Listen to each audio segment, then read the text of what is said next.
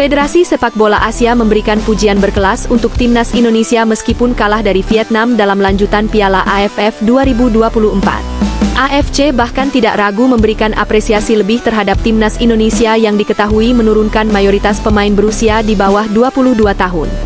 Seperti diketahui, langkah timnas Indonesia untuk melaju ke semifinal Piala AFF 2024 belum aman lantaran kekalahan menyakitkan di markas Vietnam dalam laga yang dihelat di Stadion Viet Tri.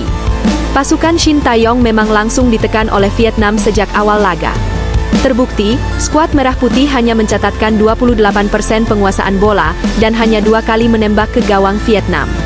Hal ini berbanding terbalik dengan Vietnam yang sukses catatkan 72% tingkat penguasaan bola serta 18 kali jumlah tembakan ke gawang. Hingga akhirnya Vietnam berhasil memecah kebuntuan melalui Nguyen Quang Hai di menit ke-77 setelah memanfaatkan bola muntah hasil sepakan rekan setimnya yang lebih dahulu membentur tiang gawang. Setelah itu, skuad Garuda berupaya tampil keluar menyerang sekaligus menyamakan kedudukan.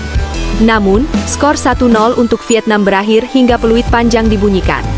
Hasil ini membuat posisi timnas Indonesia di puncak klasemen grup B Piala AFF 2024 dilengsarkan oleh Vietnam yang catatkan 2 kemenangan berturut-turut.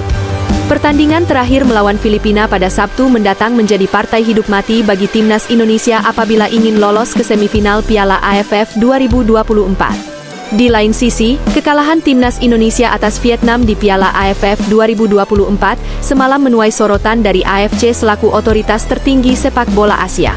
AFC diketahui memang kerap memantau pertandingan negara-negara Asia Tenggara di Piala AFF 2024. Salah satunya ialah laga yang dijalani timnas Indonesia.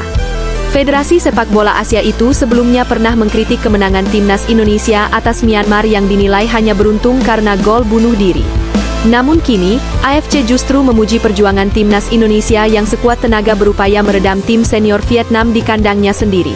Bahkan, AFC pun sampai memberi julukan timnas Indonesia dengan sebutan keras kepala karena sang lawan yaitu Vietnam harus bersusah payah untuk cetak gol kemenangan. Meskipun didukung oleh banyak supporter dan mendominasi penguasaan bola, Vietnam menganggap Indonesia sebagai lawan yang keras kepala, tulis AFC. AFC juga mengapresiasi kegigihan pasukan Shin Tae-yong yang mampu menahan gempuran kekuatan penuh tim Vietnam, meski akhirnya kemasukan gol. Vietnam mengambil alih kendali pertandingan sejak peluit pertama dibunyikan dan menghujani gawang Indonesia dengan banyak tembakan jelas AFC. Namun, juara 2 kali itu baru berhasil memecah kebuntuan pada menit ke-77 berkat gol Nguyen Quang Hai tambahnya. Selanjutnya, timnas Indonesia akan menjamu Filipina di laga terakhir grup B Piala AFF sekaligus penentuan langkah skuad Garuda menuju semifinal. Duel antara timnas Indonesia versus Filipina di Piala AFF 2024 bakal berlangsung pada Sabtu malam 21 Desember 2024 di Stadion Manahan Solo.